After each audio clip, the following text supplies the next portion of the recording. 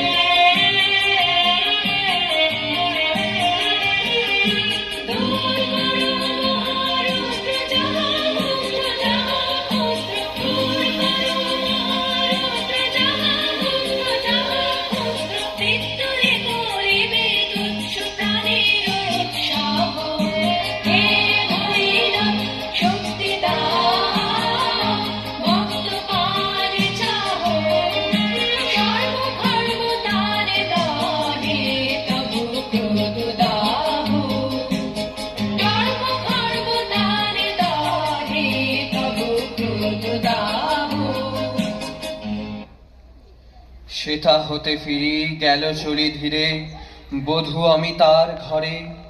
সম্মুখে রাখিয়া স্বর্ণ মুকুর, বাঁধিতেছিল সে দীর্ঘ চিকুর, আঁকিতেছিল সে যতনে সিঁদুর, সীমন্ত সীমা পরে। শ্রীমতীরে হেরি বাঁকি গেল রেখা, কাঁপি গেল তার হাত, কহিল, অবোধ, কি সাহস বলে এনেছিস পূজা?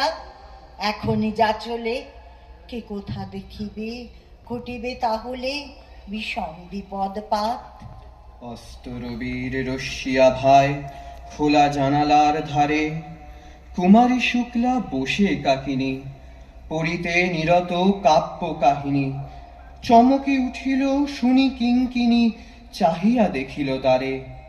শ্রীমতীরে হেরি পুঁথি রাখি ভূমে, দ্রুত পদে গেল কাছে, কহে সাবধানে তার কানে কানে, রাজার আদেশ আজি কে না জানে, এমনি করে কি মরণের পানে ছুটিয়া চলিতে আছে। দ্বার হতে দ্বারে ফিরিল শ্রীমতী, লইয়া অর্ঘ থালি। হে পুরবাসিনী, সবে ডাকি কয়, হয়েছে প্রভুর পূজার সময়। শুনি ঘরে ঘরে কেহ পায় ভয়, কেহ দেয় তারে গালি। সংকোচের বিহ্বলতা, নিজেরে অপমান, সংকটের কল্পনাতে হলো না ম্রিয়মাণ। সংকোচের বিহ্বলতা, নিজেরে অপমান, সংকটের কল্পনাতে হলো না ম্রিয়মাণ। মুক্ত কর ভয়, আপনা মাঝে শক্তি ধর, নিজের কর জয়। মুক্ত কর ভয়, আপনা মাঝে শক্তি ধর, নিজের কর জয়।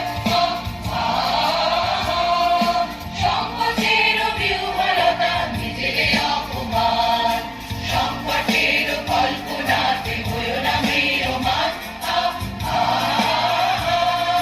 সংকোচের বিহ্বলতা, নিজেরে অপমান, সংকটের কল্পনাতে হলো না ম্রিয়মাণ।